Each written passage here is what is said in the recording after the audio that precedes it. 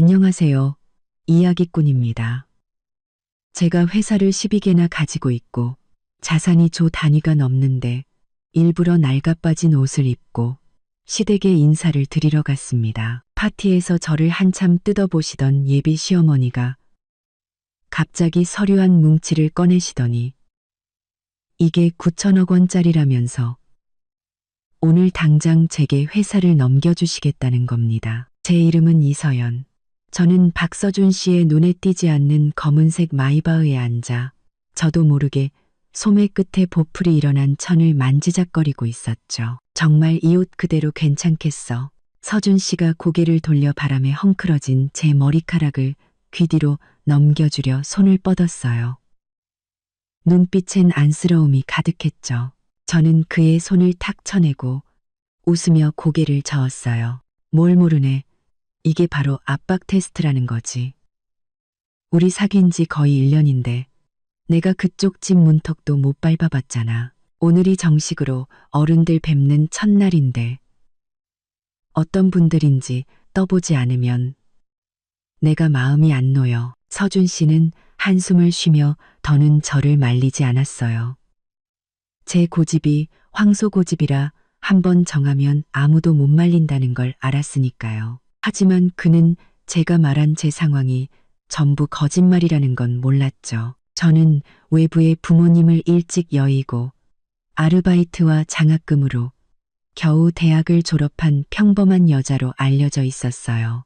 지금은 작은 회사에서 격리로 일하며 월 200만 원 남짓한 월급으로 아끼고 아껴 겨우 생활을 유지하는 그런 사람이었죠. 하지만 실제로는 제 손에 12개 회사의 지분 증서가 들려 있었고 그중 아무거나 하나만 꺼내도 그 시가총액은 서준 씨 집안의 사업 규모가 감히 넘볼 수 없는 수준이었어요. 일부러 그를 속이려던 건 아니었어요. 다만 재벌가의 정없는 인간관계를 너무 많이 봐온 터라 그와 그의 가족이 저라는 사람 대신 제 돈을 보고 접근할까봐 두려웠던 거죠.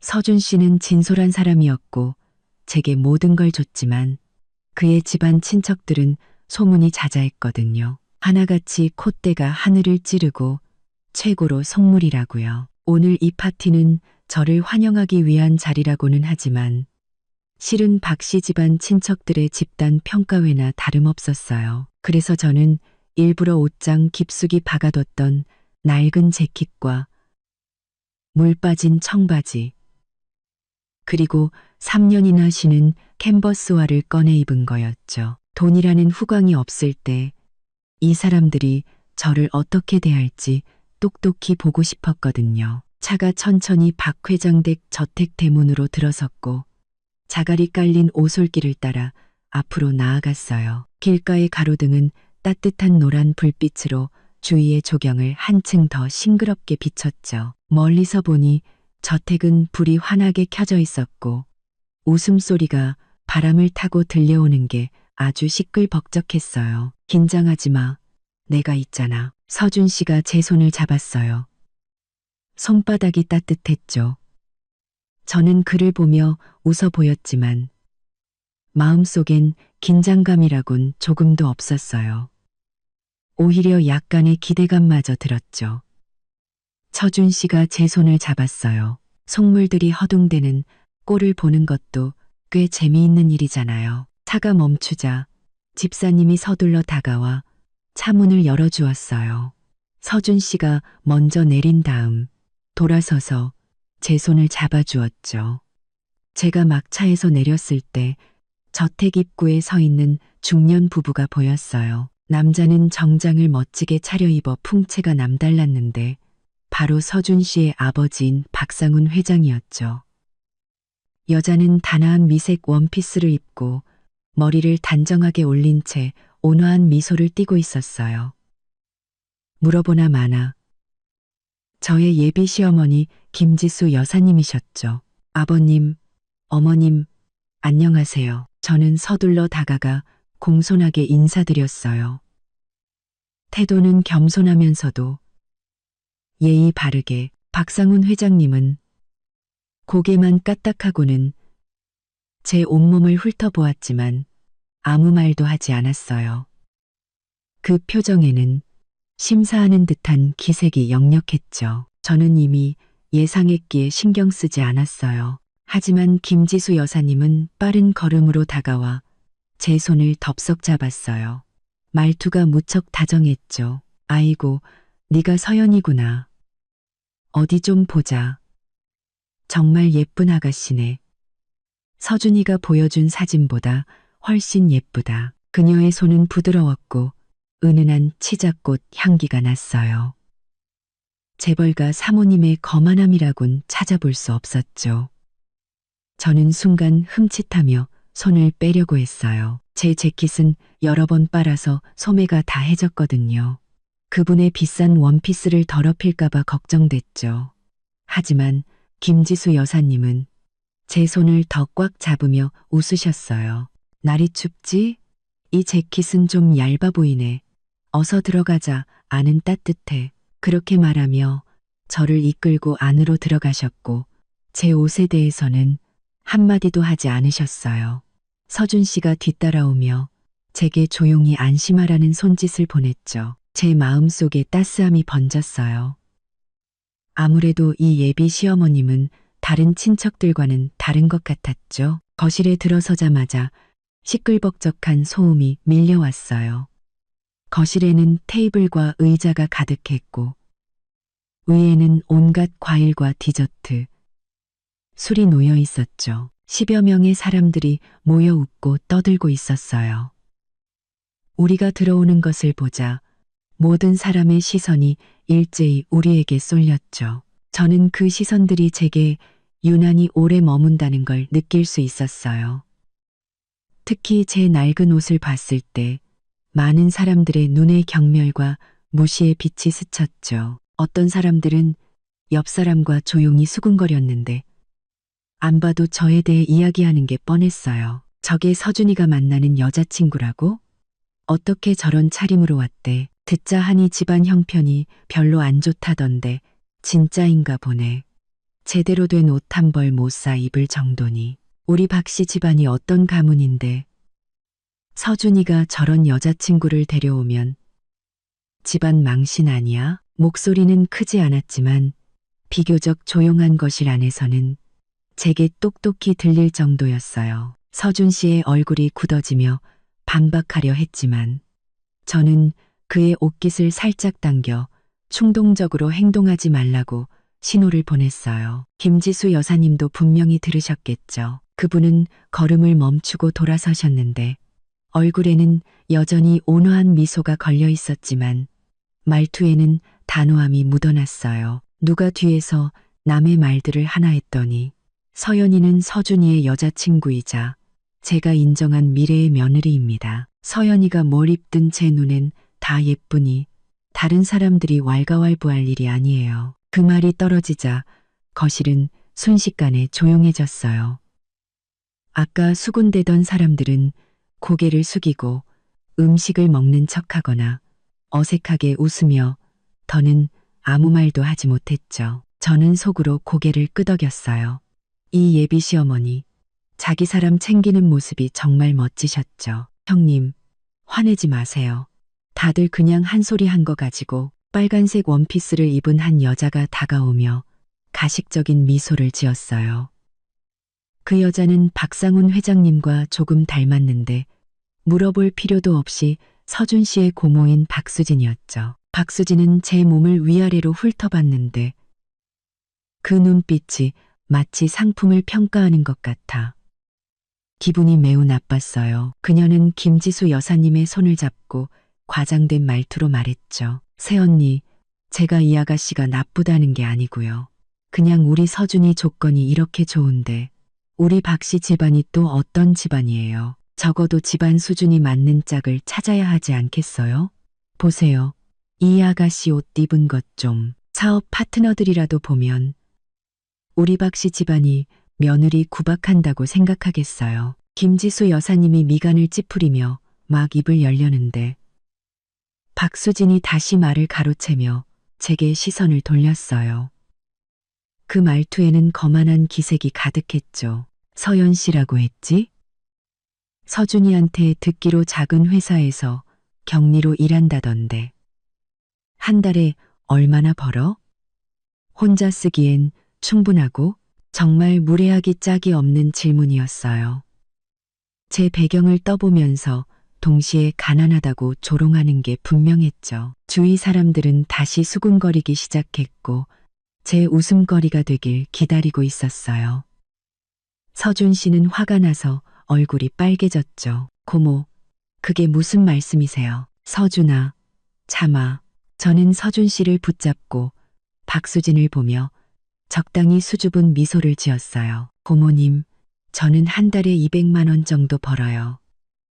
아껴 쓰면 충분하더라고요. 물론 박 씨 집안의 조건과는 비교할 수 없지만 제 손으로 벌어먹고 사니 마음은 편합니다. 어머, 200만 원? 박수진은 일부러 말꼬리를 내리며 경멸하는 표정으로 말했어요. 그 돈으로 제대로 된 옷 한 벌 사입기도 빠듯하겠네.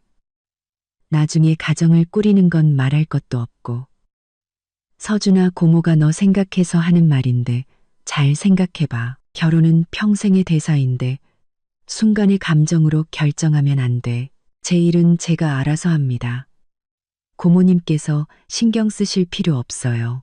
서준 씨의 말투가 차가워졌지만 박수진은 물러서지 않았어요. 내가 다 너 잘되라고 하는 소리. 아니니, 우리 아들 민준이 좀 봐라. 너보다 2살 어린데 지금 자기 회사를 차려서 사장 노릇하고 있어. 한 달 버는 돈이 저 아가씨가 1년 버는 것보다 많을걸. 그녀는 사람들 속을 향해 손짓했어요. 최민준, 이리 와서 사촌 형이랑 미래의 형수님께 인사드려. 명품 정장을 입고 머리에 기름을 바른 젊은 남자가 다가왔어요. 그는 저를 곁눈질로 쳐다봤는데 눈빛에는 경멸이 가득했죠. 서준 씨에게 건성으로 고갯짓만 했을 뿐 제게는 인사조차 하지 않았어요. 엄마, 왜 부르셨어요? 최민준의 말투는 다소 짜증 섞여 있었고 이런 자리에 별 관심이 없어 보였어요. 내 사촌 형한테 말 좀 해줘. 내 회사 지난달 순이익이 얼마였는지. 박수진은 저를 의기양양하게 쳐다보며 말했어요. 마치 이게 우리 박씨 집안 사위의 기준이라고 말하는 것 같았죠. 최민주는 가슴을 펴고 거만하게 말했어요. 이게 걔 양양하게 쳐다보며 박수진은 저를 의기양양하게 쳐다보며 얼마 안 돼요. 한 2억 원 정도? 와, 2억. 민준이 정말 대단하네. 역시 수진 씨가 아들 교육을 잘 시켰어. 서준이보다 훨씬 낫네. 주위 친척들이 즉시 아첨하기 시작했고 박수진의 얼굴에는 더이한 미소가 번졌어요. 저를 보는 눈빛은 더욱 거만해졌죠. 들었지, 서연 씨? 고모가 당신을 무시하는 게 아니라 정말 당신과 서준이의 격차가 너무 커서 그래. 내가 보기엔 당신이 먼저 서준이랑 헤어지는 게 좋겠어. 우리 서준이 앞길 막지 말고. 이건 정말 도가 지나친 말이었어요. 서준 씨가 화를 내려고 하자 제가 한 발 앞서 옆 테이블에 레드와인 잔을 들었어요. 얼굴에는 여전히 온화한 미소를 띤 채였죠. 고모님, 민준 씨가 젊은 나이에 성공한 건 정말 대단한 일이네요. 제가 고모님과 민준 씨께 한 잔 올리겠습니다. 민준 씨의 회사가 더욱 번창하길 바랍니다. 박수진은 제가 이렇게 침착하게 나올 줄 몰랐는지 잠시 멈칫하며 제 술잔을 받지 않았어요. 최민주는 아예 고개를 돌려 저를 무시했죠. 분위기가 순간 어색해졌어요. 저는 화내지 않고 혼자 이 술을 마시려던 참이었죠. 그때 김지수 여사님이 갑자기 다가와 제 손에 들린 와인잔을 테이블에 내려놓으셨어요. 서연이는 술이 약해서 이 잔은 제가 대신 마시겠습니다. 그렇게 말하며 자신의 술잔을 들어 박수진과 최민준에게 잔을 부딪혔죠. 수진아, 민준이가 젊어서 성공한 건 좋은 일이지만 너무 거만해서는 안 된다. 서연이가 지금은 평범해 보일지 몰라도 사람이 성실하고 착한 게 무엇보다 중요해. 박수진의 얼굴이 파랗게 질렸다가 하얗게 변했지만 더는 아무 말도 하지 않고 최민준을 데리고 돌아서 가버렸어요. 가기 전에 저를 심하게 째려보는 것도 잊지 않았죠. 어머님, 감사합니다. 저는 김지수 여사님께 진심으로 감사 인사를 드렸어요. 방금 그분이 나서지 않으셨다면 저도 대처할 수는 있었겠지만 이렇게 쉽게 넘어가지는 못했을 거예요. 나한테 뭘 고맙다고 그래. 김지수 여사님은 웃으며 제 손을 토닥였어요. 그분의 시선이 제 손목을 스치더니 눈빛이 잠시 멈칫했지만 금세 평소대로 돌아왔어요. 자, 어서 가서 뭐 좀 먹자. 주방에 네가 좋아하는 대추차 끓여놨어. 제 마음이 움직였어요.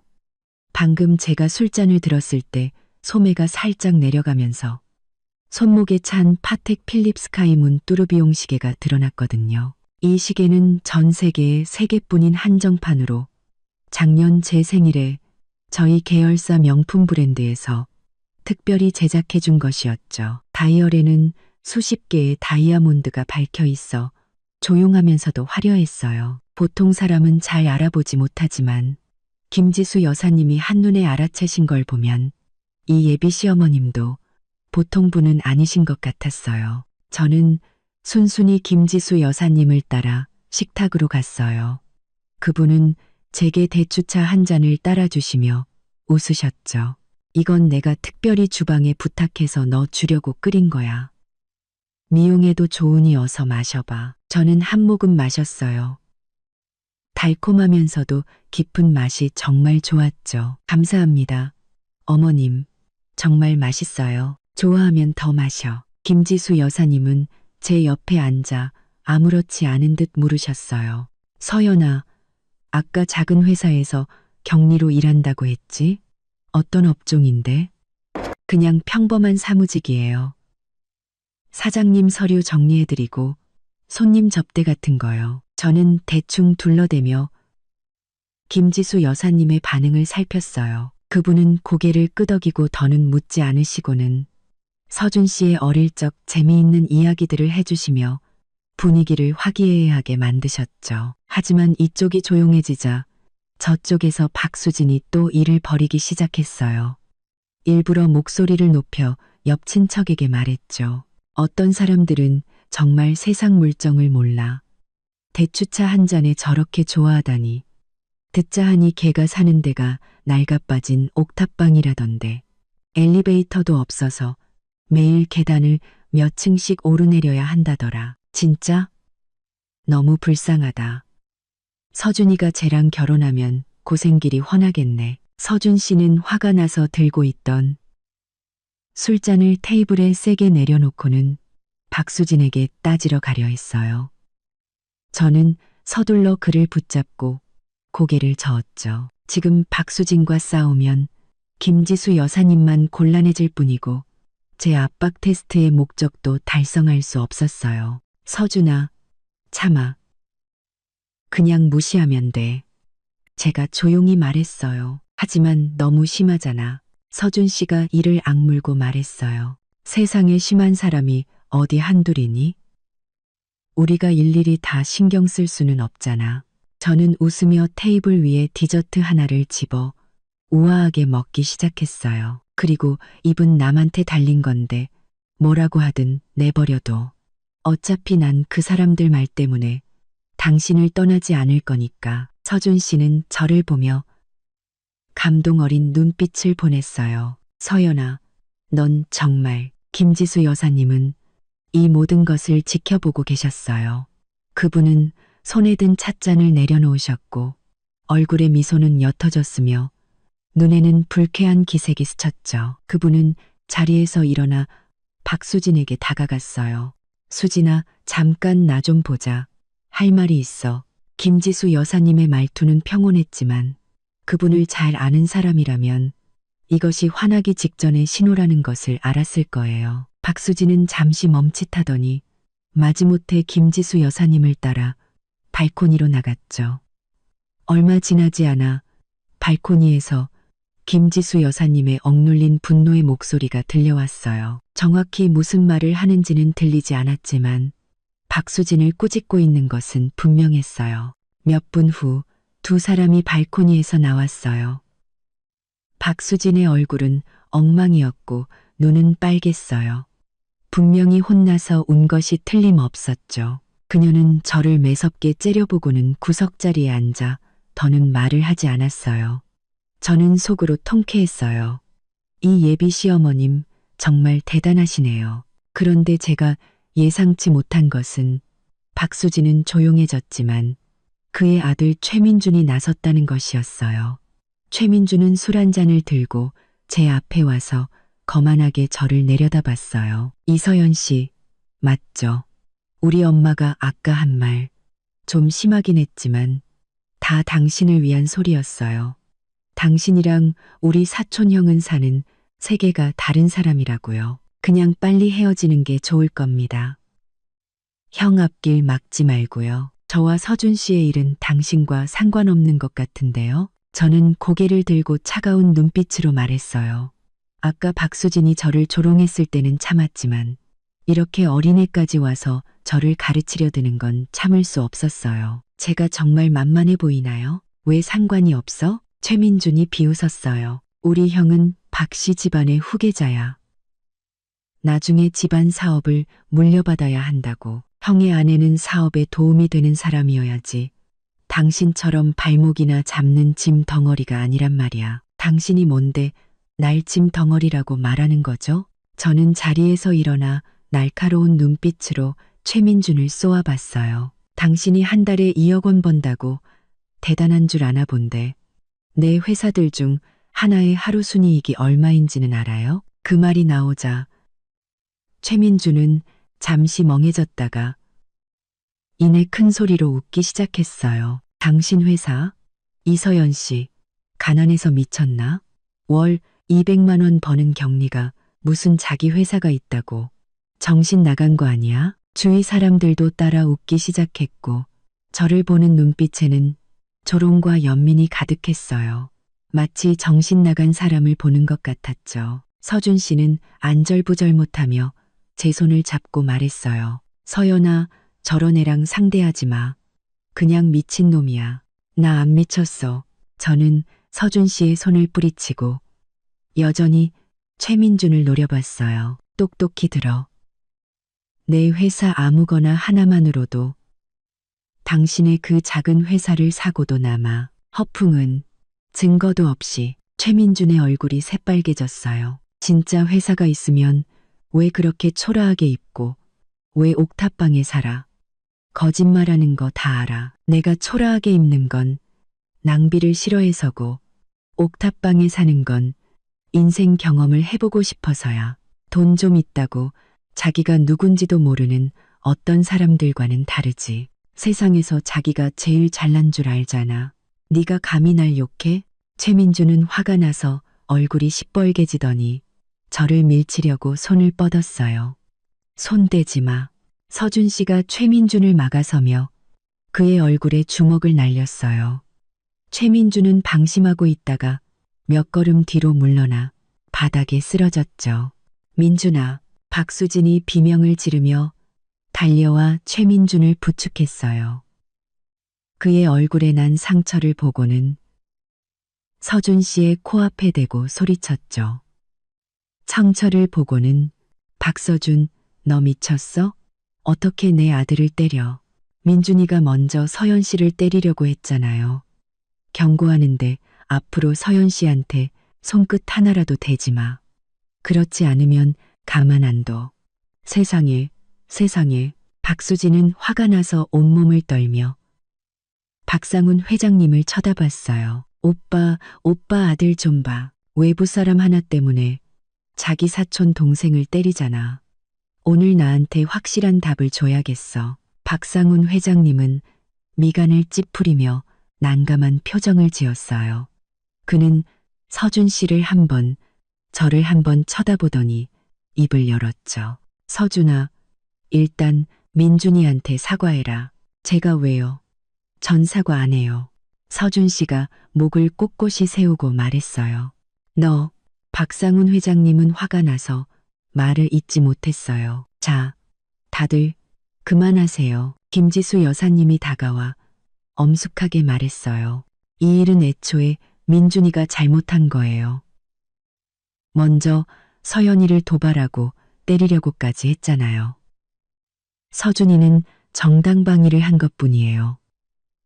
사과를 해야 한다면 민준이가 서연이에게 해야죠.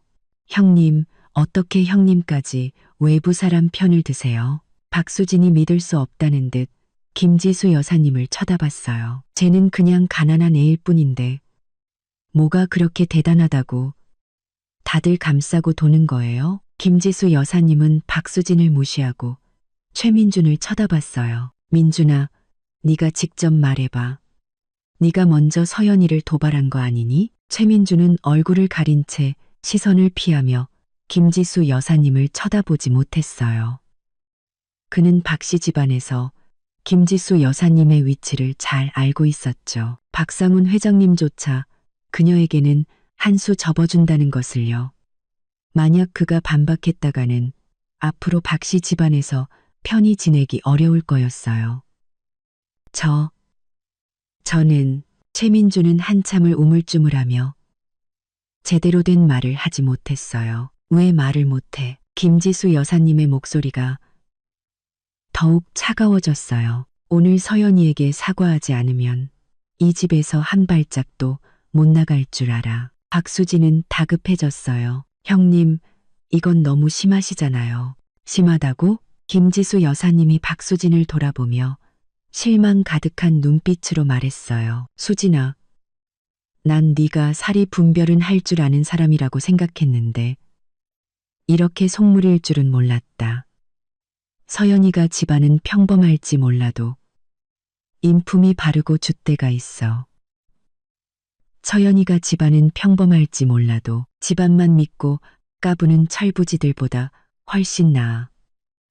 만약 네가 계속 이렇게 무례하게 군다면 앞으로 우리 박씨 집안 모임에는 오지 마. 그 말은 박수진의 아픈 곳을 정확히 찔렀어요. 그녀가 박씨 집에 자주 드나들며 얻어먹는 이유는 박씨 집안의 인맥을 이용해 아들 회사에 일감을 좀 따주려는 속셈이었거든요. 만약 박씨 집안 모임에서 쫓겨나면 아들 회사의 타격이 클 것이 분명했어요. 박수진의 얼굴이 순식간에 창백해졌죠. 그녀는 최민준의 옷깃을 잡아당기며 낮은 목소리로 말했어요. 빨리 서연 씨한테 사과해. 최민준은 마지못해 저에게 말했어요. 죄송합니다.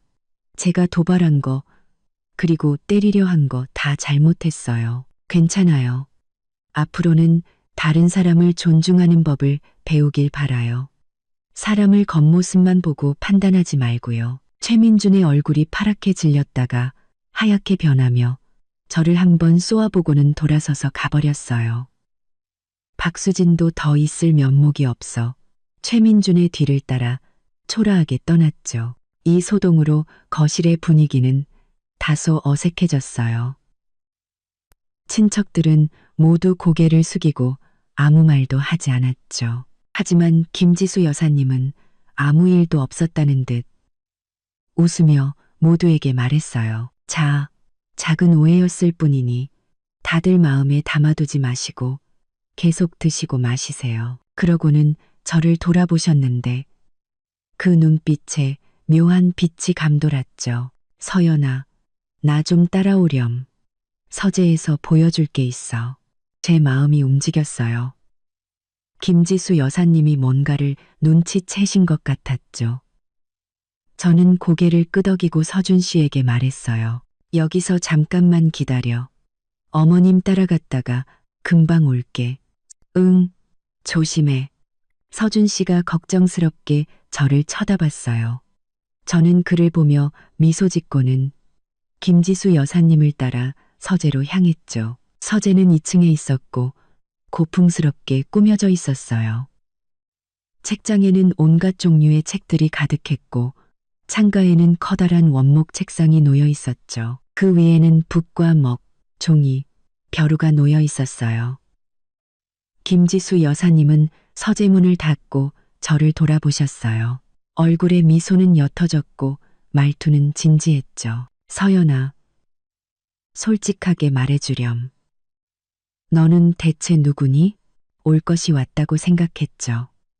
저는 고개를 들어 김지수 여사님의 시선을 마주하며 여유로운 미소를 지었어요. 어머님, 무슨 말씀이신지 잘 모르겠어요. 저는 그냥 이서연인데요. 더는 속이지 마라. 김지수 여사님은 책상으로 다가가 서랍에서 사진 한 장을 꺼내 제게 건넸어요. 이건 작년 YS그룹의 연례 행사 사진이야. 사진 속 이 사람이 너와 똑같이 생겼더구나. YS그룹의 회장 이서연, 세계에서 가장 젊은 여성 부호, 12개 회사의 지분을 보유하고 있지. 내가 맞게 말했니? 저는 사진 속 제 모습을 봤어요. 검은색 정장을 입고 무대 위에서 연설하는 모습이었죠. 카리스마가 넘쳤어요. 김지수 여사님이 여기까지 조사하셨을 줄은 몰랐네요. 아무래도 저를 오래전부터 의심하고 계셨던 것 같아요. 저는 얼굴에서 미소를 거두고 김지수 여사님을 진지하게 쳐다봤어요. 어머님, 이미 다 알고 계시니 저도 더는 숨기지 않겠습니다. 네, 저는 YS그룹의 회장이 맞습니다. 제가 평범한 여자로 위장하고 서준 씨와 사귄 것은 그가 저를 진심으로 대하는지, 그리고 박 씨 집안 분들이 어떤 태도를 보이실지 시험해보고 싶었기 때문입니다. 김지수 여사님은 고개를 끄덕이며 흐뭇한 미소를 지으셨어요. 내가 사람을 잘못 보지 않았구나. 걱정 마라. 서준이는 널 진심으로 대하고 있어. 걔는 내 집안 배경 같은 건 전혀 신경 쓰지 않아. 오직 너라는 사람만 볼 뿐이지. 그리고 나는 처음 널 봤을 때부터 네가 마음에 들었다. 네가 평범한 아가씨든 재벌 총수든 너는 내가 인정한 미래의 며느리야. 그 말을 듣자 제 마음속에 짓누르던 돌이 드디어 내려앉는 것 같았어요. 감사합니다. 어머님, 고맙긴. 근데 너도 참 장난꾸러기다. 이런 방법으로 우리를 시험하다니. 서준이가 알면 분명히 상처받을 거야. 제가 잘못했어요. 기회를 봐서 그에게 잘 설명할게요. 제가 멋쩍게 말하자 김지수 여사님은 고개를 끄덕이고는 책상 금고에서 서류 한 뭉치를 꺼내 제게 건네주셨어요. 서연아, 이건 내가 너에게 주는 선물이야. 한번 보렴. 저는 의아해하며 서류를 받아 열어보았고 순간 눈이 커졌어요. 서류에는 김지수 여사님이 자신의 명의로 된 시가 9천억 원의 기술 회사를 제게 무상으로 양도한다는 내용이 적혀 있었어요. 이미 그분의 서명은 되어 있었고 제 서명만 남아 있었죠. 어머님, 이건 너무 과분해요. 받을 수 없습니다. 저는 서둘러 서류를 돌려드리려 했어요. 제가 9천억 원이 부족한 것은 아니었지만 이 선물은 정말 너무나도 큰 것이었기에 함부로 받을 수 없었죠. 반드시 받아야 해. 김지수 여사님은 제 손을 밀어내며 진지하게 말씀하셨어요. 이건 내 작은 성의이기도 하지만 내 능력에 대한 인정이기도 해. 내 능력이라면 이 회사를 분명 더 잘 경영할 수 있을 거라고 믿는다. 그리고 서준이가 나중에 박 씨 집안 사업을 물려받아야 하는데 네가 옆에서 도와준다면 나도 마음이 놓일 거야. 하지만은 무슨, 이 일은 이렇게 정해진 거다. 자, 내려가자. 모든 친척들 앞에서 이 사실을 발표해야지. 그 속물들에게 우리 김지수의 며느리가 어떤 인물인지 똑똑히 보여줘야 하지 않겠니? 그렇게 말하며 김지수 여사님은 저를 이끌고 아래층으로 내려갔어요. 저는 손에 묵직한 서류를 든 채 만감이 교차했죠. 저는 박 씨 집안의 태도를 시험하려 했을 뿐인데 이렇게 큰 선물과 사리분별이 밝은 예비 시어머니를 얻게 될 줄은 몰랐어요. 아래층으로 내려갔을 때 서준 씨가 초조하게 거실 입구에서 서성이는 것이 보였어요. 저희가 내려오는 것을 보자 즉시 달려왔죠. 엄마, 서연 씨, 괜찮아요? 우리가 무슨 일이 있겠니? 김지수 여사님이 웃으며 말했어요. 서준아, 이리 와. 중대 발표를 할 게 있어. 서준 씨는 의아해하며 저희를 따라 거실 중앙으로 걸어갔어요. 모든 친척의 시선이 집중되었죠. 김지수 여사님이 마이크를 잡고 목을 가다듬었어요. 좌중을 한번 훑어본 후 시선은 제게 멈췄죠. 친척 여러분, 오늘 여러분께 중대한 발표를 하나 하겠습니다. 여기 이서연 양은 서준이의 여자친구일 뿐만 아니라 제가 인정한 미래의 며느리입니다. 제 성의를 표하기 위해 제 명의로 된 시가 9천억 원의 세라 테크놀로지를 서연 양에게 정식으로 양도하기로 결정했습니다. 그 말이 끝나자마자 장내는 완전히 발칵 뒤집혔어요. 수천억 자산가인 제가 시댁에 인사를 갔는데 시어머니가 그 자리에서 9천억짜리 회사를 주셨습니다. 어떤 사람은 놀라서 손에 든 술잔을 바닥에 떨어뜨렸어요. 레드 와인이 바닥에 쏟아졌지만 그는 전혀 알아채지 못하고 제 손에 들린 서류만 멍하니 쳐다봤죠. 지수 씨, 농담하는 거 아니지? 그 세라 테크놀로지. 당신한테 얼마나 소중한 회사인데. 말을 한 사람은 서준 씨의 큰아버님이셨는데 박 씨 집안 친척 중 가장 연장자시고 평소 이익을 가장 중시하는 분이었어요. 그가 입을 열자 다른 친척들도 정신을 차리고 시끄럽게 떠들기 시작했어요. 세상에 세라 테크놀로지라니. 나도 알아. 작년에 연구개발에만 수십억을 쏟아부었다던데. 그걸 그냥 준다고? 저 이서연이라는 애. 대체 정체가 뭐야? 지수 씨가 저렇게 큰 돈을 쓸 만큼 대단한 사람이야? 아까는 가난하다고 무시했는데 우리가 사람을 잘못 봤네. 아까 저를 조롱하던 사람들은 지금 얼굴이 하나같이 엉망이었어요. 놀란 사람, 의아해하는 사람, 그리고 벌써부터 제게 어떻게 접근할지 계산하는 사람도 있었죠. 서준 씨는 그 자리에 완전히 얼어붙었어요. 그는 저를 멍하니 쳐다봤다가 김지수 여사님을 쳐다봤다가 그는 저를 멍하니 쳐다봤다가 김지수 여사님을 쳐다봤다가 그 눈빛에는 놀라움, 의아함, 그리고 자신만 모르고 있었다는 서운함이 섞여 있었죠. 제 마음이 철렁 내려앉았어요. 이제 그에게 모든 것을 솔직하게 말해야 할 때가 온 거죠. 저는 그의 곁으로 다가가 그의 손을 살며시 잡고 조용히 말했어요. 서준 씨, 미안해요. 일부러 속이려던 건 아니었어요. 제 말 좀 들어주세요. 서준 씨는 그제야 정신을 차렸어요. 그는 제 눈을 보며 목이 쉰 소리로 물었죠. 서연 씨, 이게 대체 어떻게 된 일이에요? 엄마는 왜 이렇게 큰 회사를 당신에게 주는 거죠? 당신 대체 누구예요? 서준아, 일단 진정해라. 김지수 여사님이 다가와 서준 씨의 어깨를 두드렸어요. 서연이의 신분이 우리가 알던 것과는 좀 다르긴 해.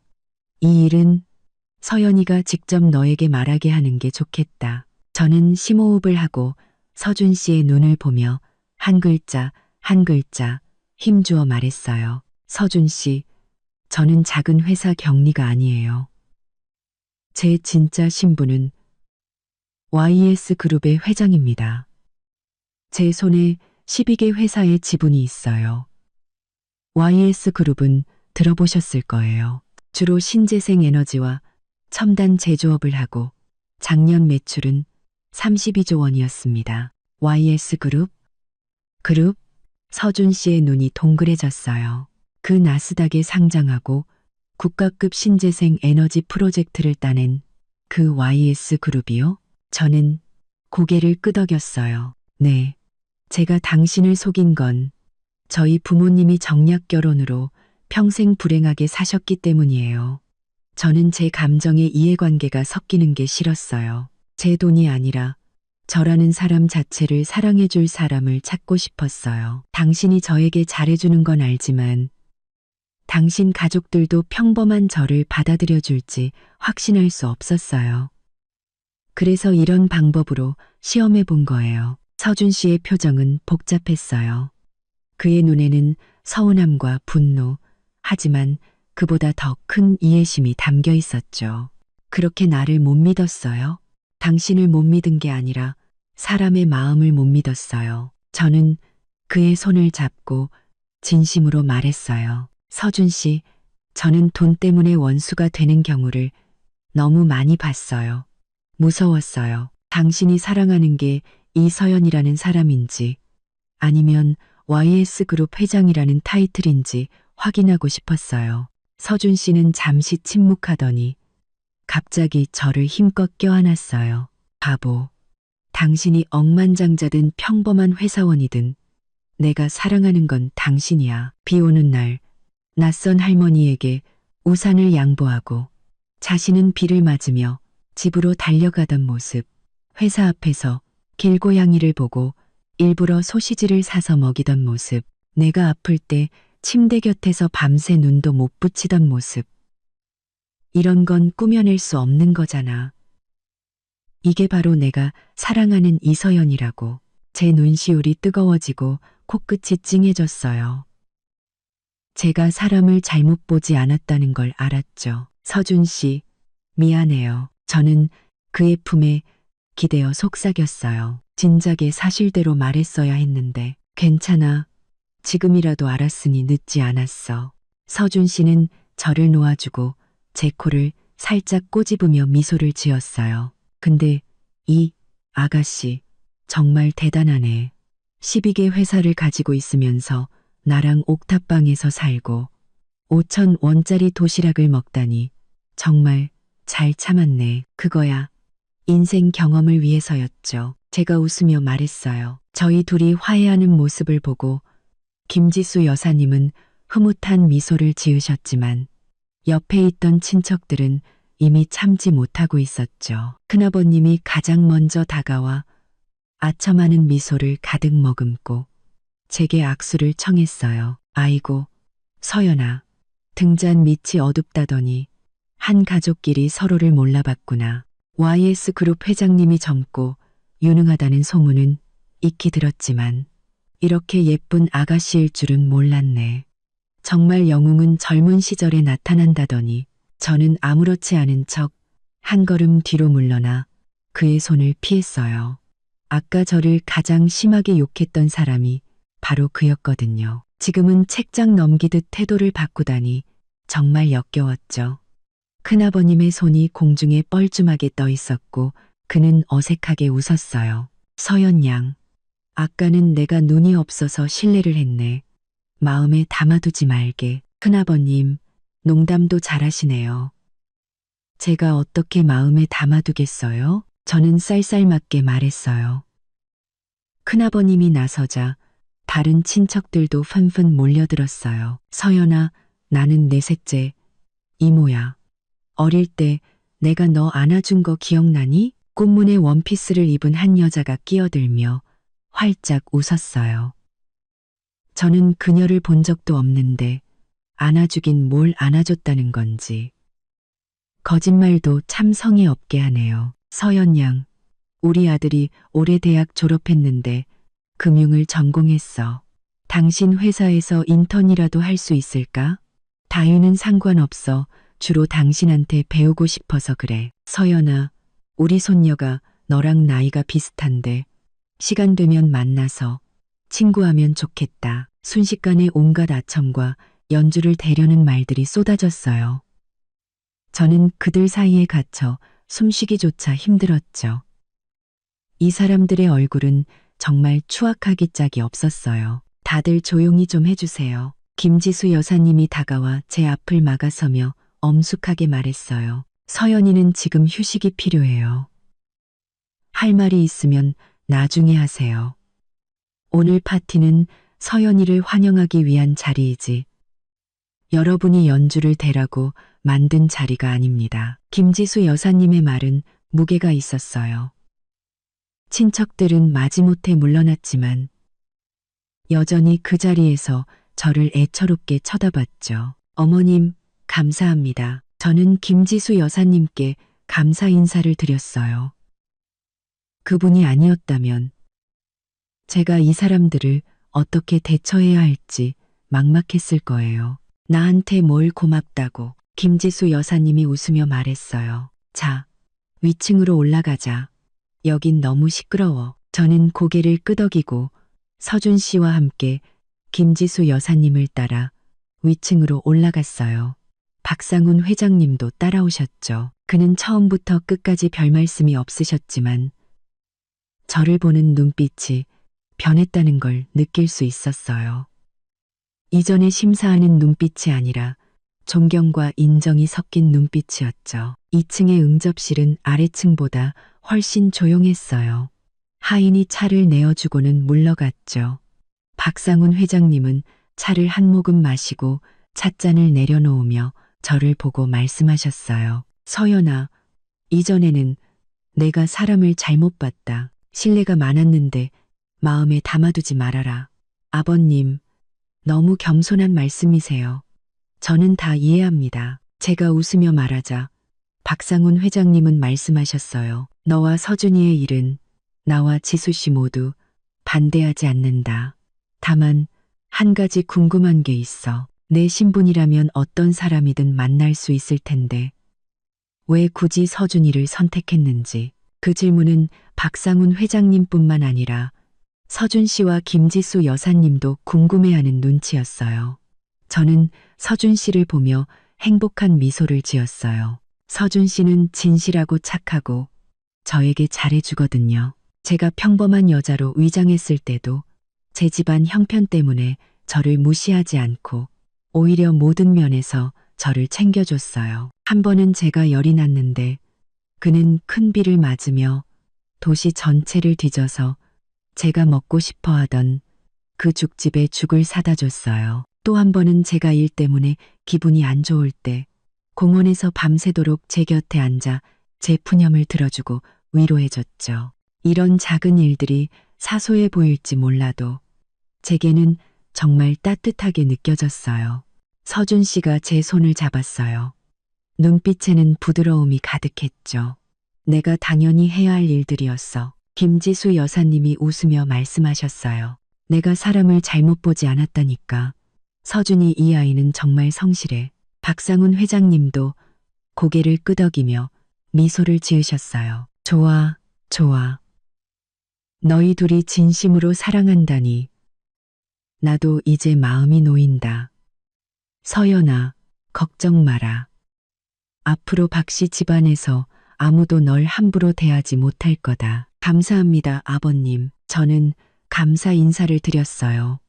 저희는 위층에서 오랫동안 이야기를 나누었어요.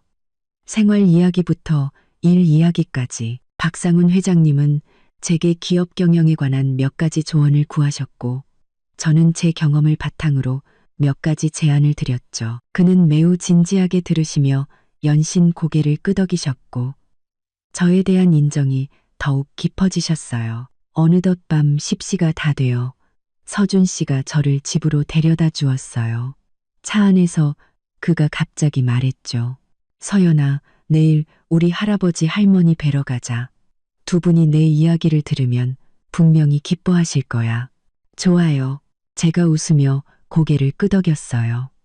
서준 씨의 할아버지 할머니는 교회의 별장에 사시는데 건강이 좋지 않아 평소 가족 모임에는 거의 참석하지 않으셨어요. 저는 아직 두 분을 뵌 적이 없었죠. 차가 제가 사는 옥탑방 건물 아래에 멈췄어요.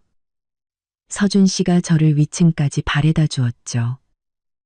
복도는 어둡고 컴컴했고 기름 냄새가 났어요. 서준 씨가 미간을 찌푸렸어요.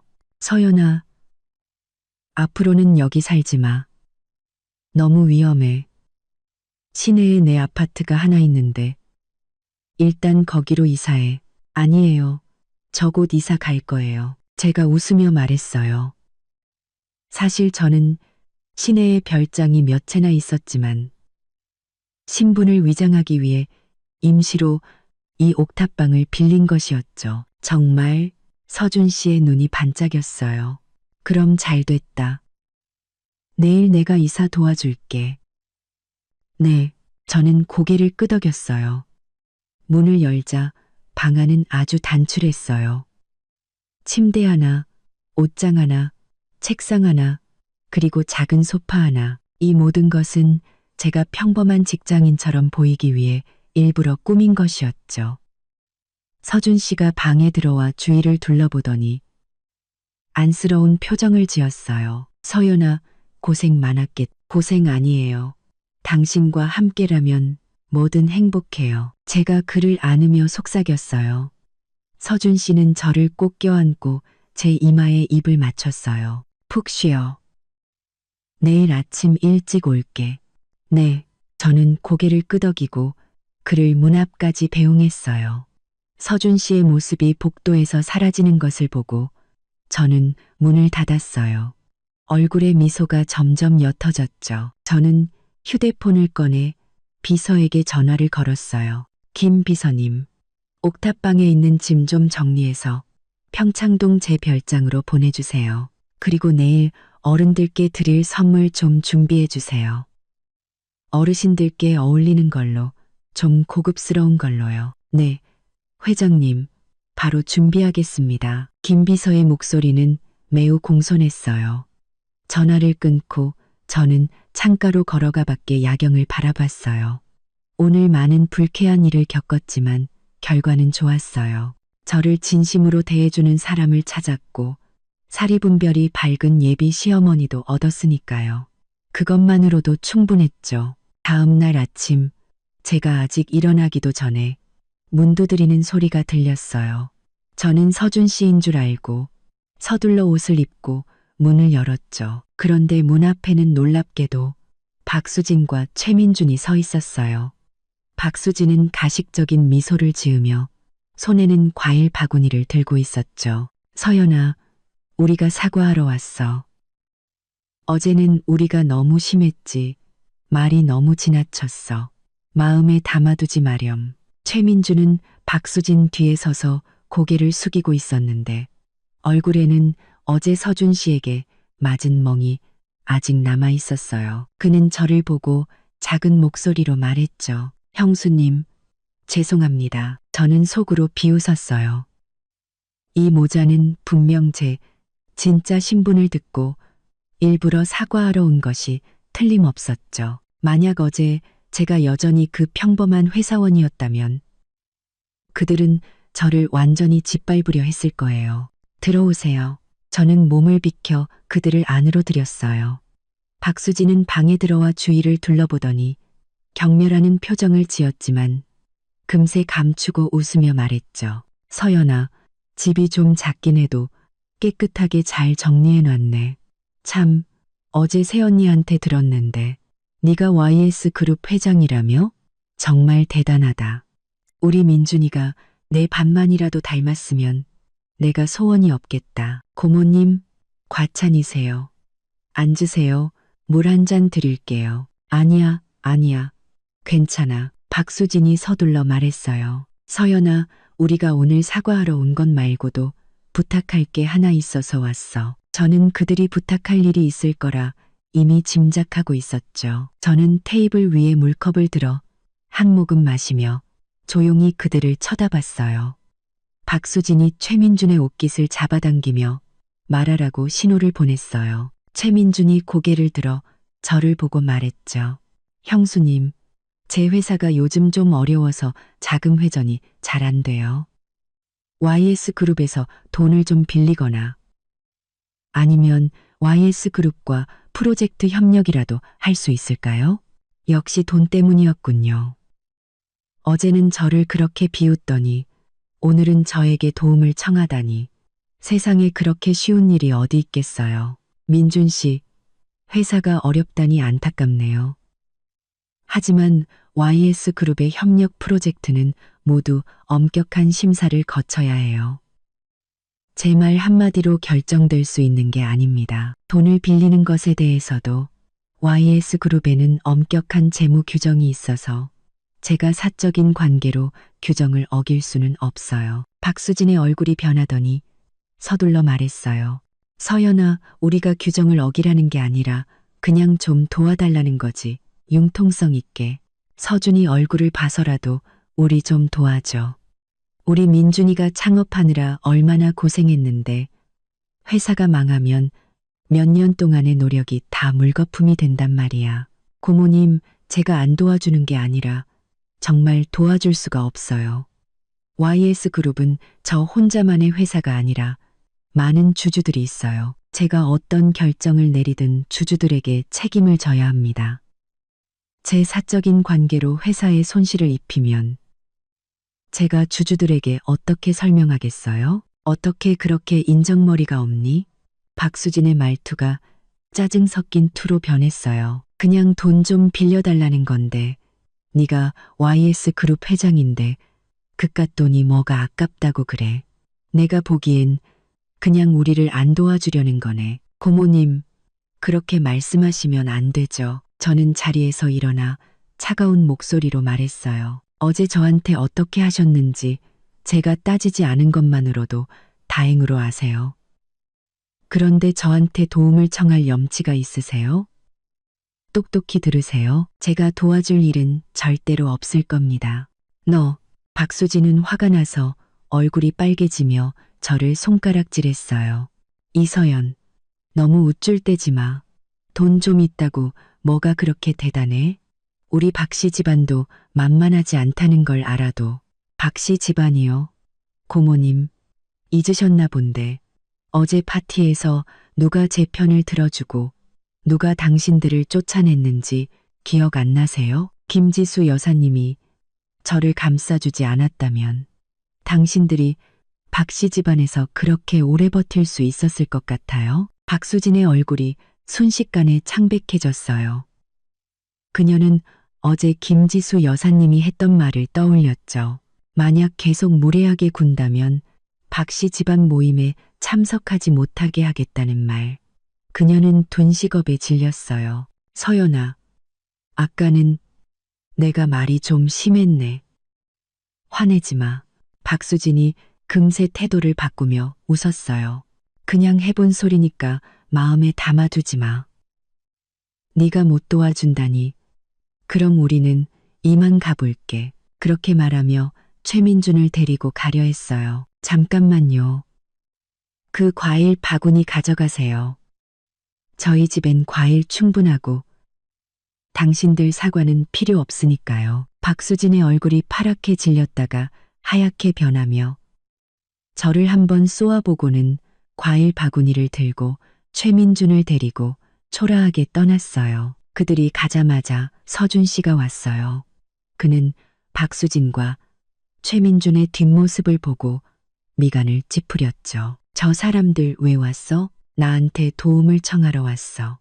민준이 회사에 돈을 빌려주거나 프로젝트 협력을 해달라고. 제가 웃으며 말하자 서준 씨가 걱정스럽게 물었어요. 설마 들어준 건 아니지? 내가 그럴 사람으로 보여? 제가 눈썹을 치켜 올리자 서준 씨는 안도의 한숨을 쉬며 웃었어요. 그럴 줄 알았어.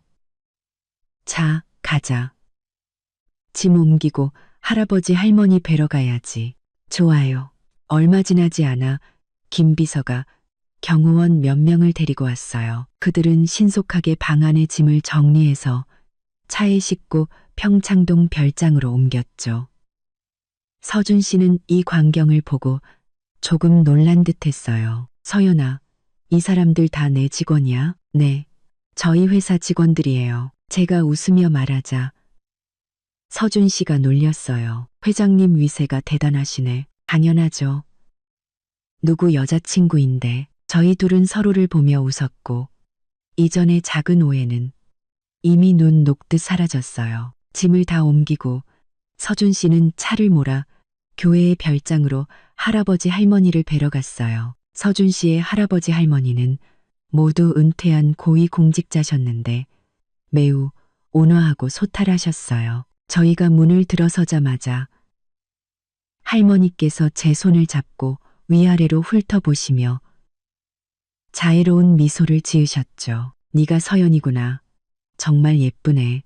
서준이가 보여준 사진보다 훨씬 예뻐. 할머님, 안녕하세요. 제가 웃으며 준비한 선물을 건넸어요. 할아버님과 할머님께 드리는 작은 성이에요.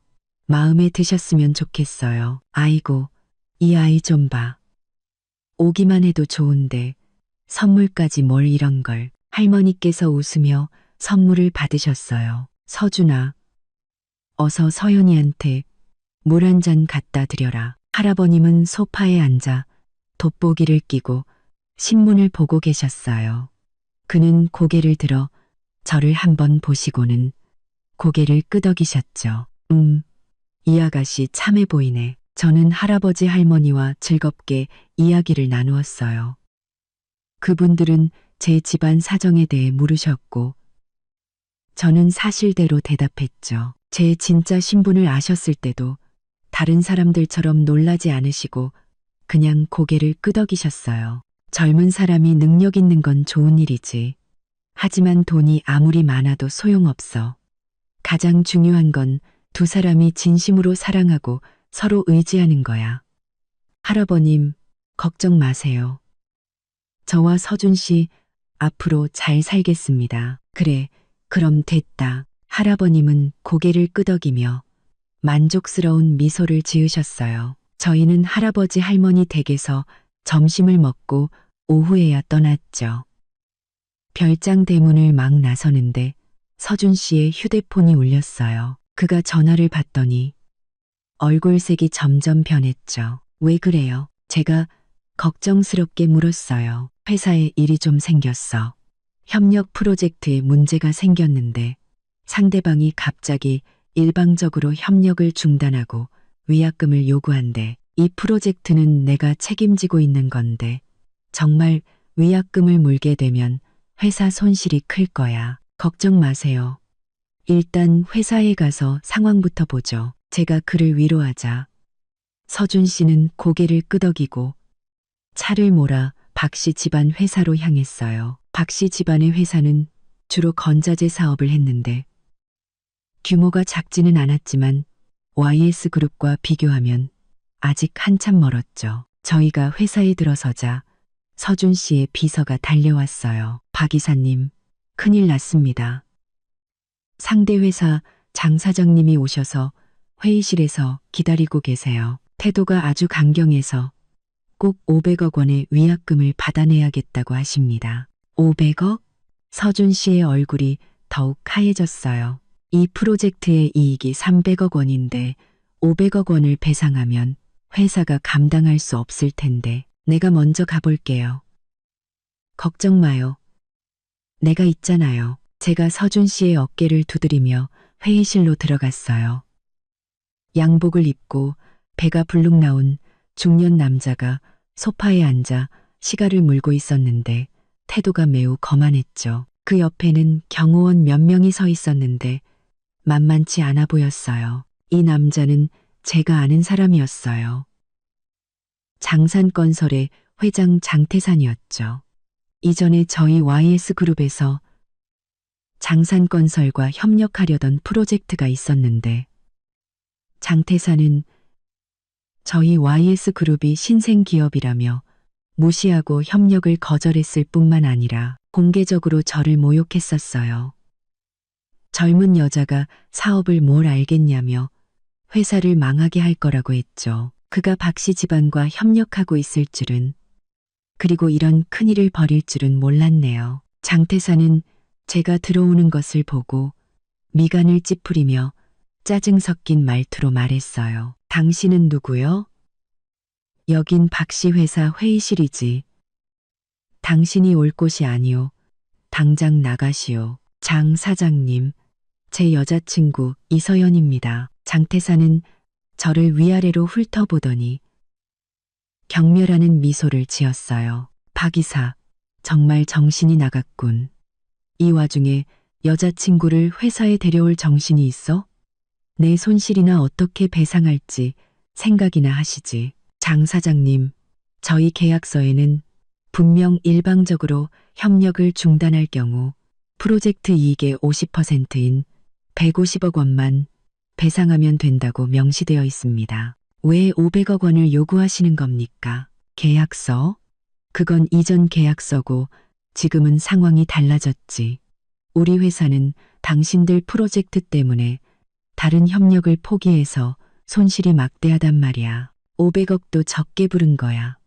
만약 배상하지 않으면 소송을 걸겠소. 그때는 더 많은 돈을 배상해야 할 뿐만 아니라 회사 명예도 실추될 거요. 그건 협박입니다. 협박이면 어쩔 건데. 지금은 당신들 박씨 집안이 나한테 아쉬운 소리를 해야 할 판이야. 회사를 망하게 하고 싶지 않으면 얌전히 배상하시지. 장태산 씨, 너무 심한 거 아닙니까? 제가 나서서 차가운 목소리로 말했어요. 장태산이 고개를 돌려 저를 험악하게 쳐다봤죠. 어린 아가씨가 끼어들 자리가 아니야. 당장 꺼져. 제가 안 나가면요. 장 사장님, 작년에 그랜드 인터콘티넨탈 호텔 투자 설명회에서 저를 어떻게 모욕하셨는지 기억나세요? 젊은 여자가 사업을 뭘 알겠냐며 회사를 망하게 할 거라고 하셨죠. 장태산은 잠시 멈칫하더니 저를 자세히 쳐다보고는 마침내 저를 알아봤어요. 너는 YS그룹의 그 여자 회장. 네, 제가 바로 이서연입니다. 저는 휴대폰을 꺼내 녹음을 켰어요. 장 사장님, 방금 하신 말씀 다 녹음했습니다. 일방적인 협력 중단의 협박까지. 이건 다 증거가 됩니다. 제가 이 증거를 법원에 제출하고 언론에 공개하면 당신의 장산건설이 무사할 것 같습니까? 장태산의 얼굴이 순식간에 창백해졌어요. 그는 제가 YS그룹 회장일 줄은, 그리고 녹음까지 하고 있을 줄은 몰랐던 거죠. 이 회장님, 죄송합니다. 제가 아까는 농담을 한 겁니다. 장태산이 금세 태도를 바꾸며 웃었어요. 제가 감히 박 이사님을 협박하겠습니까? 그냥 장난친 거죠. 장난이요? 장 사장님, 그 장난은 하나도 재미없네요. 일방적으로 협력을 중단했으니 계약서대로 150억 원을 배상하시고 방금 저를 모욕한 것에 대해 사과하세요. 그렇지 않으면 법정에서 봅시다. 사과, 150억 원 배상. 장태산은 잠시 망설이다가 금세 결정을 내렸어요. 네, 사과하고 배상하겠습니다. 그는 자리에서 일어나 제게 고개를 숙였어요. 이 회장님, 죄송합니다. 제가 회장님을 모욕해서는 안 됐는데 성의가 없네요. 다시 하세요. 장태산은 이를 악물고 다시 고개를 숙였어요. 이 회장님, 제가 잘못했습니다. 제가 사람을 겉만 보고 판단하고 회장님을 모욕했습니다. 부디 너그러 이 용서해 주십시오. 그 정도면 됐습니다. 배상금은 내일까지 박씨 회사 계좌로 입금하세요. 만약 늦어지면 뒤실은 책임 못 집니다. 대상금은 내일까지 박씨 회사 계좌로 입금하세요. 대상금은 내일까지 박씨 회사 계좌로 중도면 됐습니다. 네, 꼭 제 시간에 입금하겠습니다. 장태산이 서둘러 말했어요. 이 회장님, 박 이사님. 그럼 저는 이만 가보겠습니다. 그렇게 말하며 그는 서둘러 떠났고 시가도 잊고 갔어요. 장태산의 초라한 뒷모습을 보며 서준 씨는 안도의 한숨을 쉬고 제게 감사 인사를 했어요. 서연아, 고마워. 네가 아니었다면 어떻게 해야 할지 몰랐을 거야. 우리 사이의 모료. 제가 도와주는 건 당연하죠. 하지만 앞으로는 프로젝트 할 때 협력사의 인품을 꼭 잘 살펴보세요. 이런 사람 또 만나면 안 되니까요. 알았어. 서준 씨가 고개를 끄덕였어요. 참, 서연아. 아까 말한 그랜드 인터콘티넨탈 호텔 투자 설명회, 그건 대체 어떻게 된 일이야? 저는 작년에 장태산과 있었던 일을 서준 씨에게 말해 주었어요. 서준 씨는 화가 나서 이를 갈았죠. 그 장태산, 정말 너무하네. 앞으로 우리 회사는 장산건설과 절대 협력하지 않을 거야. 네. 사실 이번에 장태산이 일방적으로 협력을 중단한 게 꼭 나쁜 일만은 아닐 수도 있어요. 제가 두 분의 협력 프로젝트를 봤는데 장산건설이 제공하는 건자재 품질은 보통인데 가격은 시가보다 훨씬 비싸더라고요. 계속 협력했다면 회사에 더 큰 손실을 가져왔을 거예요. 어떻게 알았어? 서준 씨가 놀라서 물었어요. 방금 김 비서한테 장산건설 자료랑 두 분의 협력 프로젝트 상세 내역을 조사해달라고 했어요. 이미 평판 좋고 품질 좋은 건자재 회사 몇 군데에 연락해놨으니 내일 그쪽에서 협력 논의하러 올 거예요. 가격은 분명 장산건설보다 저렴할 겁니다. 서준 씨는 저를 보며 존경과 사랑이 가득한 눈빛을 보냈어요. 서연아, 넌 정말 나의 행운의 여신이야. 네가 곁에 있으니 뭘 하든 자신감이 생겨. 당연하죠. 자, 축하하러 가요. 할아버지 할머니께 드릴 선물도 좀 사고 저녁에 다시 찾아뵙죠. 좋아. 저희가 회사 대문을 막 나서는데 김지수 여사님의 차가 길가에 서 있는 것이 보였어요. 그분이 차에서 내리며 웃으셨죠. 서연아, 서준아, 너희 회사에 일이 생겼다고 들어서 와봤다. 문제는 해결됐니? 네, 엄마, 다 해결됐어요. 다 서연이 덕분이에요. 서준 씨가 일의 경과를 김지수 여사님께 말씀드렸어요. 그분은 이야기를 다 듣고 저를 칭찬하셨죠. 서연아, 정말 대단하다.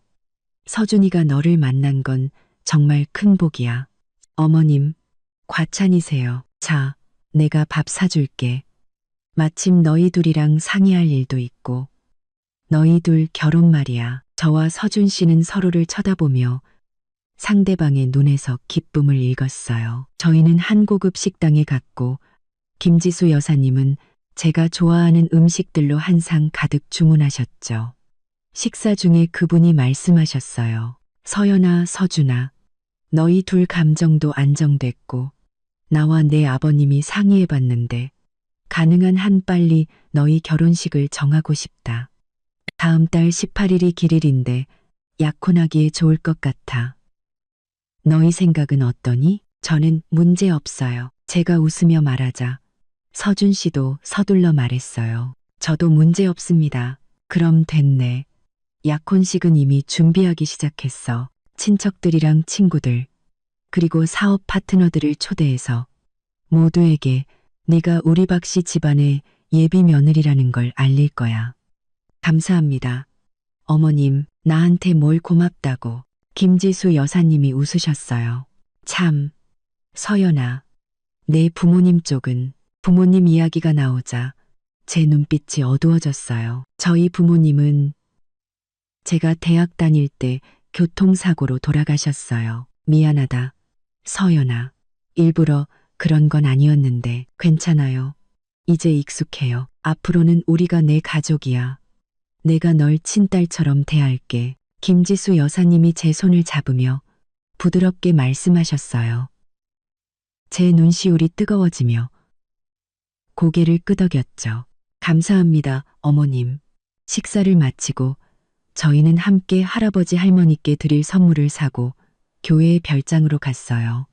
두 분은 저희가 약혼한다는 소식을 듣고 매우 기뻐하셨죠. 할머니께서는 제 손을 잡고 돈봉투를 하나 주셨어요. 서연아, 이건 할미의 작은 성이다. 받아라. 할머님, 이건 너무 과분해요. 받을 수 없습니다. 받아둬라. 이건 우리 박씨 집안의 규칙이야. 미래의 며느리가 처음 집에 오면 어른들이 용돈을 주는 거란다. 할아버님께서 웃으며 말씀하셨어요. 저는 서준 씨를 쳐다봤고 그가 고개를 끄덕이자 봉투를 받았죠. 감사합니다.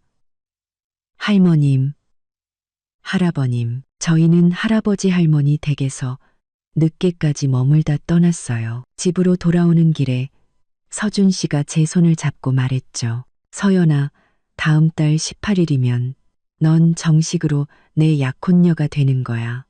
정말 너무 행복하다. 저도요. 저는 그의 어깨에 기대며 행복한 미소를 지었어요. 하지만 저는 몰랐죠. 행복한 날들이 그리 오래가지 않을 거라는 걸. 더 큰 위기가 저희를 기다리고 있었어요. 약혼식 전날 저는 김 비서에게 전화를 받았어요. 회장님, 큰일 났습니다. 저희 YS그룹의 핵심 기술이 유출되었습니다. 경쟁사가 이미 저희와 똑같은 제품을 출시해서 시장 점유율을 뺏기고 있습니다. 지금 회사 주가가 폭락해서 주주들이 모두 불안해하고 즉시 주주총회를 열어달라고 요구하고 있습니다. 뭐라고요? 누가 유출했는지 알아냈어요? 아직 조사 중입니다. 일단 기술부의 이준영 총괄을 의심하고 있습니다. 그가 어제 갑자기 사직했고 지금은 연락이 닿지 않습니다. 알겠습니다. 일단 주주들을 진정시키세요. 저 바로 회사로 가겠습니다. 전화를 끊자 제 얼굴이 굳어졌어요.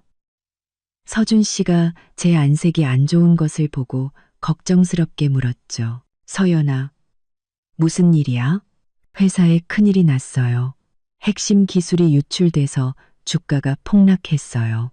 서준 씨, 저 지금 회사에 가봐야 해요. 약혼식은 미뤄야 할 것 같아요. 걱정 마. 내가 같이 가줄게. 약혼식은 중요하지 않아. 회사 일이 먼저지. 저희는 즉시 YS 그룹으로 향했어요. 회사 안은 혼란스러웠고 직원들은 모두 불안해했죠. 제가 회사에 들어서자 주주들이 저를 둘러싸고 어떻게 해야 하냐고 아우성이었어요. 이 회장, 이제 어떡할 겁니까? 주가가 이렇게 떨어지는데 대책을 세우지 않으면 회사는 망할 겁니다. 그래요, 이 회장, 빨리 계획을 말해보시오. 이건 당신의 경영 미숙으로 핵심 기술이 유출된 거야. 당신은 사임하고 책임져야 해. 온갖 비난의 목소리가 쏟아졌어요. 저는 심호흡을 하고 큰 소리로 말했죠. 여러분, 조용히 해주십시오. 지금 상황이 위급하다는 거 잘 압니다. 하지만 저를 믿어주십시오.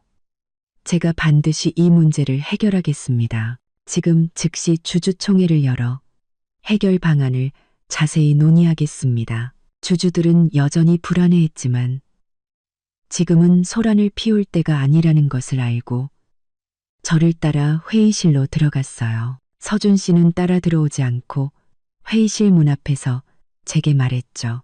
서연아, 힘내. 난 널 믿어.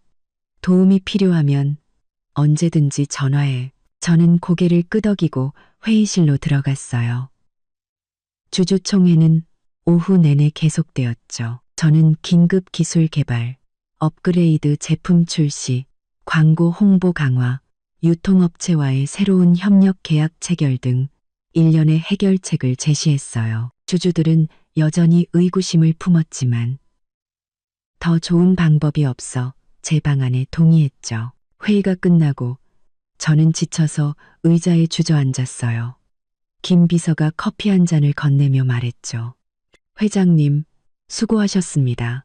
이준영의 행방을 찾았습니다. 지금 해외에 있는데 저희 경쟁사가 고액으로 스카우트해 갔습니다. 핵심 기술도 그가 유출한 것이 맞습니다. 알겠습니다. 즉시 인터폴에 이준영을 수배 요청하고 경쟁사가 우리 핵심 기술을 훔친 증거를 수집해서 소송을 준비하세요. 네, 회장님. 그리고 기술부에는 오늘 밤새워서라도 3일 안에 새로운 기술 방안을 내놓으라고 하고 마케팅부에는 내일 기자회견을 열어 대중에게 상황을 설명하고 소비자들의 신뢰를 안정시키라고 하세요. 문제 없습니다. 회장님, 바로 조치하겠습니다. 김 비서가 나가고 회의실에는 저 혼자 남았어요. 저는 창밖의 야경을 보며 큰 압박감을 느꼈죠. 이번 위기는 생각보다 심각했어요. 빨리 해결하지 못하면 YS그룹은 정말 파산할지도 몰랐죠. 그때 제 휴대폰이 울렸어요. 김지수 여사님이었죠. 서연아, 너희 회사에 큰일이 났다고 들었다. 괜찮니? 어머님, 해결 방안을 마련해서 지금 죗리우로 시행 중이에요. 저는 그분이 걱정하실까봐 웃으며 말했어요. 그럼 다행이구나. 서연아, 너무 스트레스 받지 마. 자금이 필요하면 언제든지 말하렴. 우리 박씨 집안이 YS 그룹만큼은 아니지만 몇 천억 정도는 도와줄 수 있어. 감사합니다. 어머님, 아직은 괜찮아요. 정말 필요하면 그때 말씀드릴게요. 그래. 약혼식은 서두르지 않아도 돼. 내가 친척들이랑 친구들한테는 다 말해놨으니 네 회사 일이 해결되면 다시 날 잡자. 지금 가장 중요한 건 네 몸이야. 쓰러지면 안 돼. 네, 알겠습니다. 감사합니다. 어머님, 전화를 끊자 마음이 따뜻해졌어요.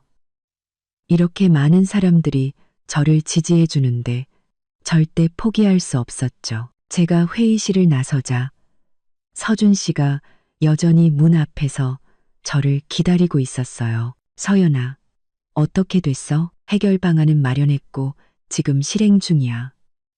우리 집에 가자. 그래. 내가 뭐 좀 사줄게. 배고프겠다. 저희는 조용한 식당을 찾아 서준 씨는 제가 좋아하는 음식들을 많이 시켜주었어요. 그는 회사 이야기는 꺼내지 않고 계속 제게 음식을 덜어주며 위로했죠. 서연아, 어떤 어려움이 닥쳐도 내가 곁에 있을게. 만약 YS 그룹이 정말 망하더라도 내가 널 먹여 살릴 수 있어. 저는 그를 보며 눈시울이 뜨거워졌어요. 고마워요. 서준 씨. 식사를 마치고 서준 씨는 저를 평창동 별장으로 데려다 주었어요. 그가 제 별장에 온 것은 처음이었죠. 호화로운 인테리어를 보고 그는 놀랐어요. 서연아, 이 별장 정말 그냥 그렇죠. 평소에 잘 지내지도 않아서 서준 씨는 잠시 이야기를 나누다 떠났어요. 제가 휴식이 필요하다는 걸 알고 방해하고 싶지 않았던 거죠. 저는 씻고 침대에 누웠지만 잠이 오지 않았어요. 머릿속은 온통 회사일 뿐이었죠. 그때 제 휴대폰으로 익명의 문자가 하나 왔어요. YS 그룹을 지키고 싶다면 내일 밤 8시 그랜드 인터콘티넨탈 호텔 888호로 와라. 혼자 와야 한다. 아무에게도 말하지 마. 그 문자 내용은 얼음 송곳처럼 제 신경을 찔렀어요. 888호실. 대통령 스위트룸이었죠. 저를 그곳으로 부를 수 있는 사람은 보통 인물이 아닐 겁니다. 경쟁사의 함정일까? 아니면 이준영 배우의 누군가일까? 갈까? 말까? 저는 고민 끝에 김 비서에게 전화를 걸었어요. 김 비서님, 즉시 두 가지를 조사해 주세요. 첫째, 그랜드 인터콘티넨탈 호텔 888호실에 최근 예약 정보와 투숙객 배경. 둘째, 제 주변에서 제 일정과 회사 기밀을 유출할 수 있는 모든 사람을 조사해 주세요. 기술부와 고위 임원들을 중점적으로요. 30분 후 김 비서의 전화가 왔지만 정보는 불분명했어요. 888호실은 익명으로 예약되었고 내부자 중에 의심스러운 사람은 아직 없었죠. 다만 이준영이 퇴사하기 전에 재무총괄인 조민철 상무와 3번이나 개인적으로 만났다는 사실을 알아냈어요. 조 상무는 저희 아버지의 오랜 부하였고 충성스러운 분이었는데 왜 이준영과 엮인 걸까요? 저는 김 비서에게 조 상무를 계속 감시하되 들키지 말라고 지시하고 내일 밤을 대비해 경호원 2명을 호텔 근처에 대기시키라고 했어요. 그리고 이 사실을 서준 씨에게 알려야 할지 망설였죠. 그를 더 걱정시키고 싶지 않았고 만약 그가 위험에 빠지면 안 되니까요. 다음 날 오전 10시 기자회견이 열렸어요.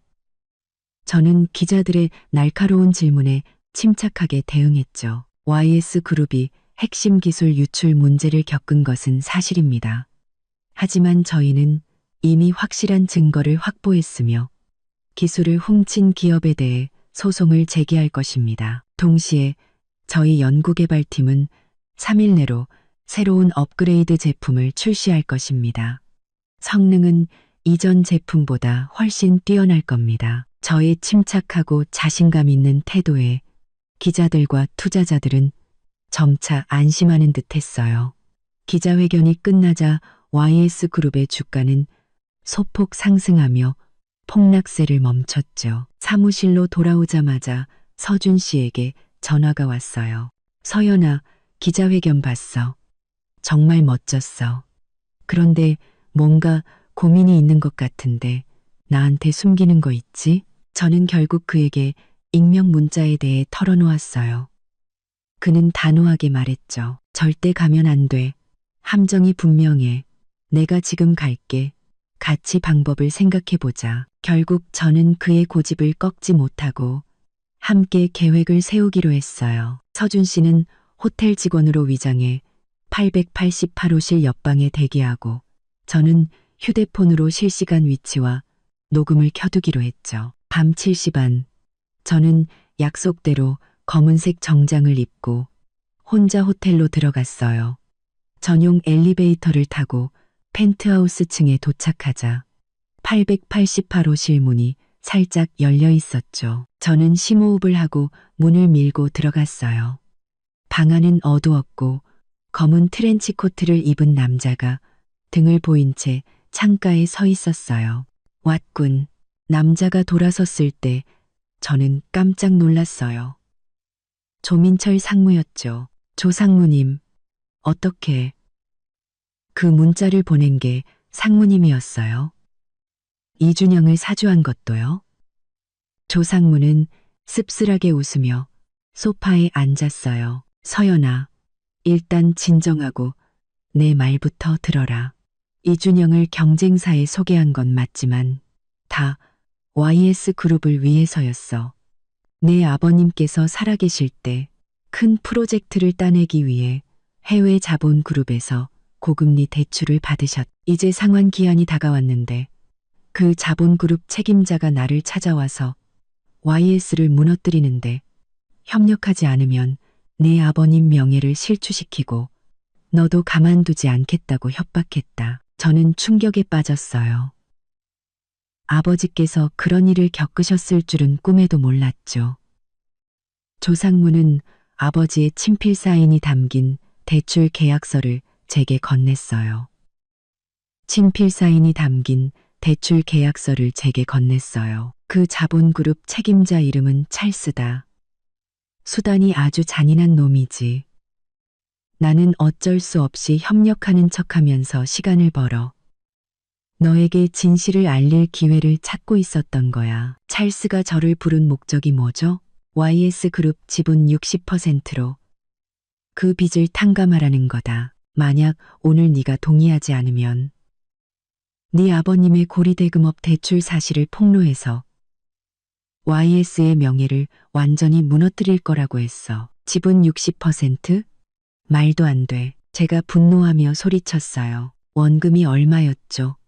지금 당장 갚아버리겠어요. 원금은 500억 원이었지만 이자가 붙어서 지금은 3천억 원이 됐다. 그리고 찰스의 목적은 돈이 아니라 YS그룹을 통째로 삼키려는 거야. 그때 방문이 갑자기 열리며 검은 양복을 입은 장정들이 들이닥쳤어요. 그들을 이끄는 금발의 남자가 웃으며 말했죠. 당분이 갑자기 이 회장. 오랜만이군. 네가 찰스구나. 맞아. 조건은 이미 명확하게 전달했을 텐데. 지분 60%를 넘기면 YS그룹의 평화와 내 아버지의 명예를 지켜주지. 아주 화선한 거래야. 절대 동의 못해. YS그룹은 아버지의 피와 땀이야. 누구에게도 넘겨줄 수 없어. 그럼 어쩔 수 없지. 관을 보기 전에는 눈물을 흘리지 않는군. 저 여자를 잡아. 서명할 때까지 장정들이 저를 향해 다가오는 순간 저는 휴대폰의 구조 신호를 눌렀어요. 바로 그때 옆방 문이 발로 차여 부서지며 서준 씨가 경호원들과 함께 뛰어 들어왔어요. 서연아, 무서워하지 마. 내가 왔어. 찰스는 예상치 못한 상황에 당황했고 그 틈을 타 서준 씨는 저를 경호원들 뒤로 피신시켰어요. 곧 격투가 벌어졌고 찰스의 부하들은 상대가 되지 못했죠. 혼란 속에서 찰스는 뒷문으로 도망쳤고 서준 씨가 쫓으려 했지만 제가 막았어요. 쫓지 마요. 이미 그가 협박한 증거는 다 확보했어요. 저는 휴대폰을 들어보였어요.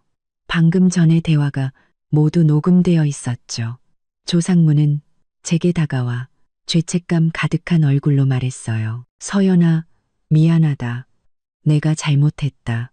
모든 책임을 지겠다. 네, 상무님은 잘못하셨어요.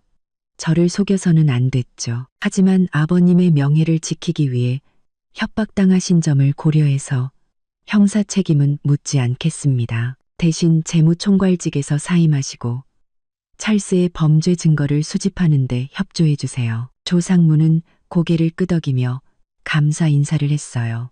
사건이 해결된 후 서준 씨는 제 손을 잡고 호텔을 나왔어요. 밤바람이 시원하게 불어왔죠. 서준 씨, 고마워요. 당신이 아니었다면 오늘 정말 어떻게 됐을지 몰라요. 바보. 우리는 가족이잖아. 내가 널 안 도우면 누굴 돕겠어. 앞으로 무슨 일이든 나한테 숨기지 마. 우리 함께 해결하자. 네, 저는 그의 어깨에 기대며 행복한 미소를 지었어요. 3일 후 YS그룹의 신제품이 정식 출시되었어요. 뛰어난 성능과 합리적인 가격 덕분에 즉시 시장 점유율을 되찾았고 주가도 크게 상승했죠. 동시에 저희는 찰스를 협박 및 불공정 경쟁 혐의로 고소했고 조상무가 제공한 증거와 녹음 파일 덕분에 그는 인터폴에 의해 수배되었어요. YS그룹의 위기는 마침내 해결되었죠. 김지수 여사님은 저희를 위해 축하 파티를 열어주셨고 그 자리에서 미뤄졌던 약혼식을 이번 달 30일에 하자고 제안하셨어요. 저희는 기쁘게 동의했죠. 약혼식 날 서준 씨는 멋진 정장을 입고 꽃다발을 들고 제게 다가와 무릎을 꿇었어요. 서연아, 처음 비 오는 날 너를 만났을 때부터 네가 내 평생의 짝이라는 걸 알았어. 네가 평범한 회사원이든 조단위 자산가든 내가 사랑하는 건 너라는 사람이야. 나랑 결혼해 줄래? 저는 눈물을 흘리며 고개를 끄덕였어요. 네, 좋아요. 서준 씨가 제 손에 다이아 반지를 끼워주고 저를 안았을 때 현장에서는 뜨거운 박수갈채가 쏟아졌어요. 시부모님과 할아버지 할머니 모두 행복한 미소를 짓고 계셨죠. 저는 알았어요. 이것이 저와 서준 씨의 행복한 삶의 시작이라는 것을. 앞으로 어떤 어려움이 닥쳐도 우리가 함께라면 극복하지 못할 것은 없다는 것을요. 아버지의 유산을 지키고 진정한 사랑을 찾았으니 이것이 바로 인생에서 가장 완벽한 모습이 아닐까요?